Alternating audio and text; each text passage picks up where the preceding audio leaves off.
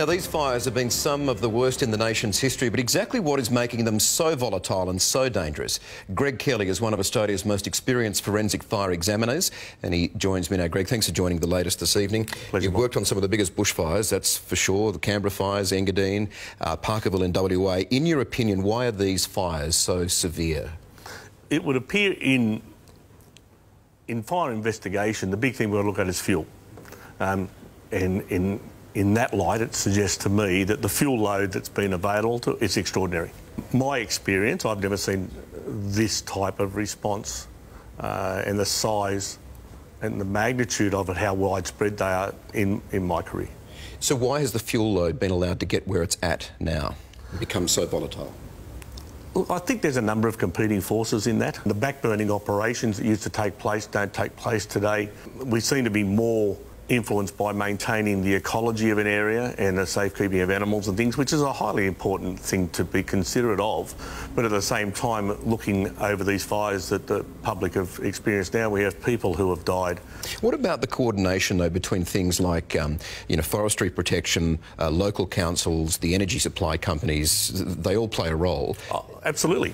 Absolutely. And in some of the legal matters I get asked to put opinion on, I read the briefs of evidence where there are things like councils stopping energy supply companies from cutting back vegetation and then maintaining safe distances between aerial conductors in the electrical supply system.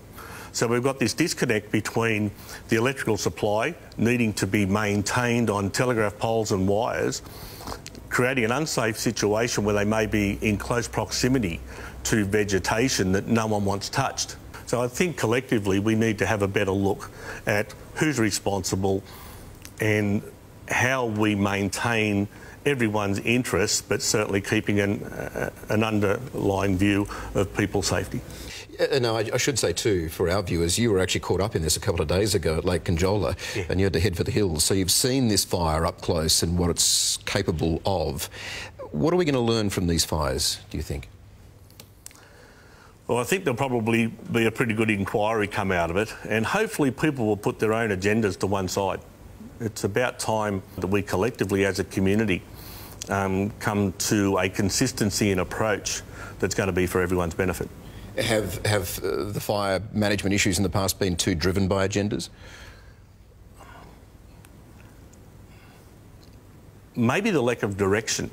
You know, we look at who's responding. You've got Rural Fire Service, Country Fire Authority in different states, and they all have the legislation that they operate under. We're going to see a situation here where we've got to work out when does one of these events actually lead to a call that someone presses a button or says, right now, this is what's got to be this is the response we have. Everyone pulls together under that one lot of leadership. All right, Greg Kelly, thanks for joining the latest. Pleasure.